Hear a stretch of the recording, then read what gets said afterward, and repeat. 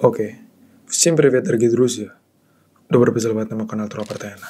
Hari ini, aku bakal menceritakan kisah fiksi horor versi Truapertena. Mari mulai.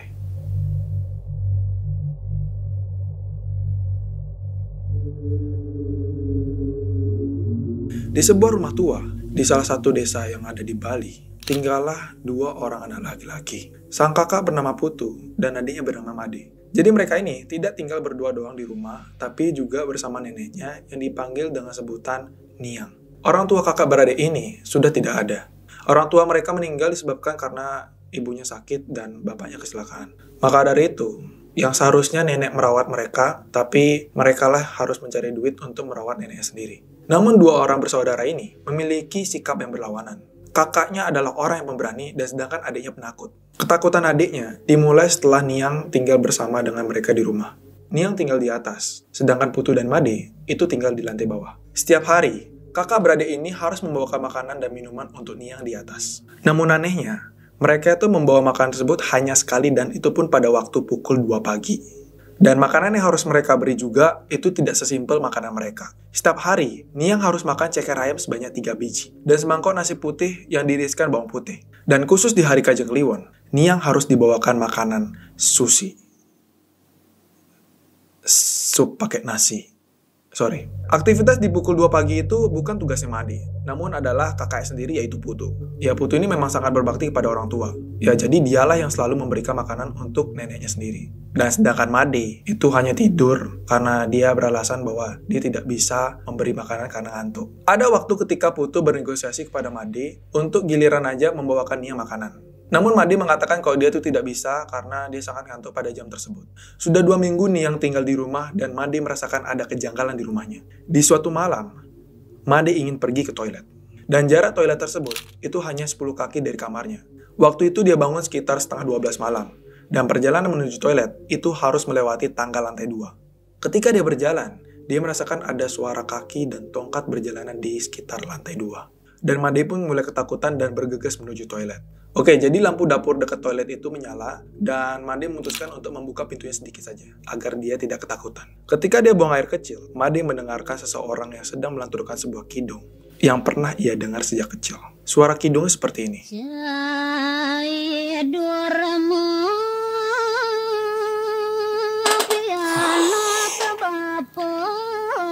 Kita lanjut baca. Made memang orangnya penakut. Tapi dia berusaha untuk tenang, dan positive thinking aja mungkin itu tangganya lagi berkidung. Namun beberapa saat kemudian, dia mulai merinding ketika suara kidungnya tersebut mulai mendekati toilet. Di saat itu, dia hanya terdiam, ketakutan, dan berusaha untuk tenang. Namun, tiba-tiba, suara kidung tersebut berubah menjadi suara tertawa dari seorang wanita. Suaranya itu seperti ini. Made pun sangat kaget dan ketakutan, dan dia menahan kencingnya lalu pergi dari toilet tersebut. Made berusaha lari, dan di saat itu matanya hanya fokus ke arah kamarnya. Ketika Made berlari menuju kamarnya, matanya tidak bisa hanya fokus ke depan, tapi setiap mata manusia itu bisa melihat sedikit di sekitarnya. Sekitar yang dia lihat itu adalah tangga di lantai 2. Dia menyadari bahwa ada seseorang yang berjalan di atas tangga. Meskipun Made merasakan itu, dia hanya melewatinya dan tetap berjalan cepat menuju kamar. Semakin dia mendekati kamar, semakin jantungnya berdebar-debar. Dan makin cepat berjalan menuju kamarnya. Dan setelah dia masuk kamar, dia menutup pintunya dengan keras.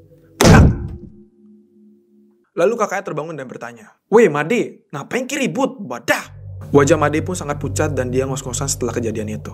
Kakaknya pun mulai bertanya lagi, "Habis ngapain sih di toilet?" Lalu Made mulai mendekati Putu dan berkata bahwa dia melihat neneknya berjalan di sekitar tangga. Kakak pun mengatakan bahwa Niang tidak pernah mau turun ke bawah apalagi nyentuh tangga. Putu pun mulai tidur lagi dan adiknya hanya terdiam dan melihat kakaknya tidur. Dan di saat kejadian itu, Made mulai malas banget keluar kamar setelah jam 9 malam dan di waktu kakaknya sudah mulai tidur.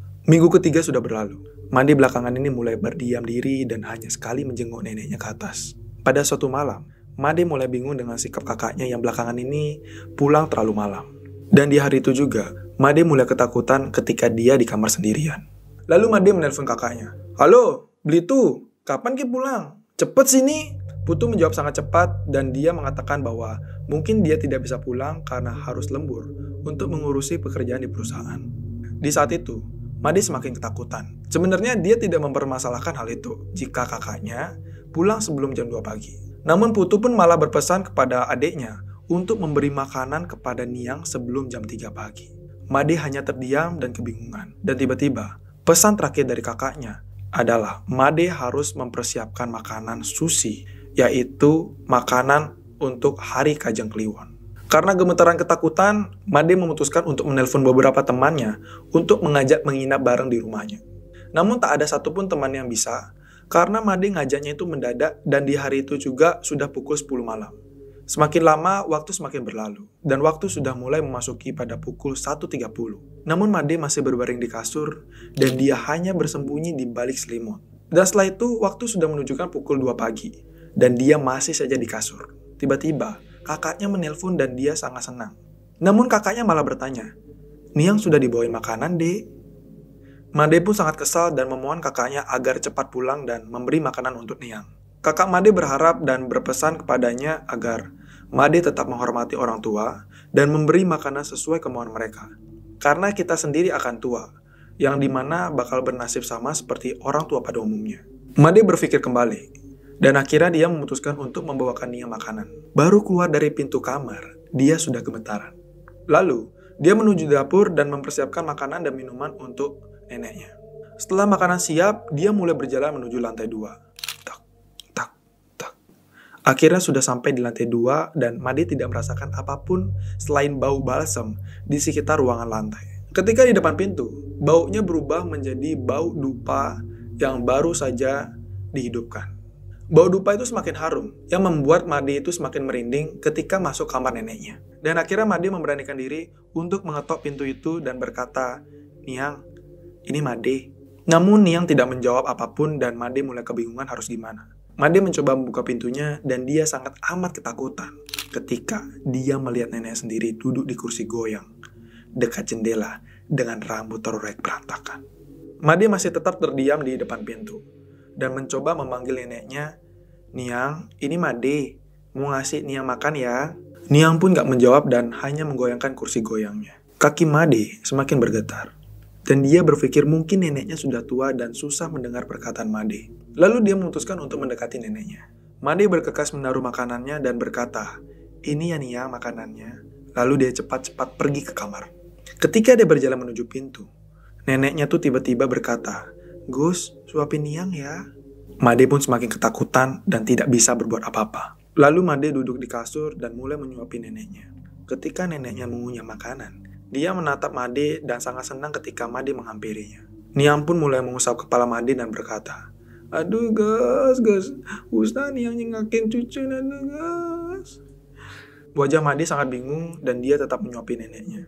Neneknya langsung berkata bahwa sekarang mereka nggak lagi berdua aja, tetapi di kamar ini ada orang lain yaitu ibu dan bapaknya.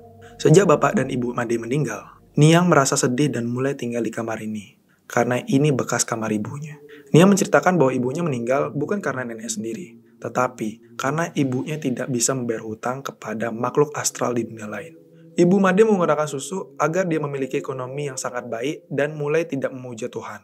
Suatu ketika sang nenek berusaha menolong ibunya karena dia selalu kerasukan dan jatuh sakit. Namun, ibu Made tidak bisa diselamatkan karena ibunya sendiri memang tidak lagi membayar hutang kepada makhluk tersebut. Neneknya hanya berpesan kepada Made agar tidak mendengarkan perkataan para tetangga tentang neneknya yang telah membunuh ibunya sendiri. Alasan neneknya Made beraktivitas setelah pukul 2 pagi karena dulu Niangnya takut diberi makanan oleh anaknya sendiri yang sudah dikasih guna-guna. Makanya dia mampu menetralkan makanan itu setelah jam 2 pagi. Dan hanya di waktu itu juga dia bisa makan. Selama ini Made memang orangnya cuek dan tidak tahu tentang kebenaran keluarga sendiri. Ketika Made menyuapi sendok terakhir untuk neneknya, tiba-tiba Niang mulai terdiam dan menyanyikan kidung yang telah ia dengar di toilet, yaitu Pupuh Durma. Made sangat ketakutan dan mulai menjauhi neneknya. Tiba-tiba terdengar suara ketukan pintu. Suasana hati Made berubah senang dan ia mengira itu pasti kakaknya sudah pulang dari kerja. Ketika dia membuka pintunya, ternyata itu adalah neneknya dan neneknya pun bertanya, "Kenapa ini Gus?" Arti dari kidung tersebut, "Kamu anak bapak yang paling gede, tumbuh dan berkembang dengan kasih sayang. Ditinggalkan ibu, baik-baik ya di rumah nak. Bapak akan pergi mendalami makna kehidupan ke gunung dan hutan. Belajarlah berpasrah sampai ajal menjemput.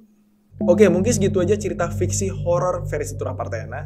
Ini aku tulis cerita ini pada tahun 2017 dan terinspirasi sama teman-temanku yang di Bali ya. Kalau kalian punya cerita bagus yang bisa aku jelaskan di YouTube, silahkan komen di bawah atau kirim aja di email timturah@gmail.com ya. Mungkin segitu aja vlognya, semoga kalian suka sama videonya dan sampai jumpa. Bye-bye.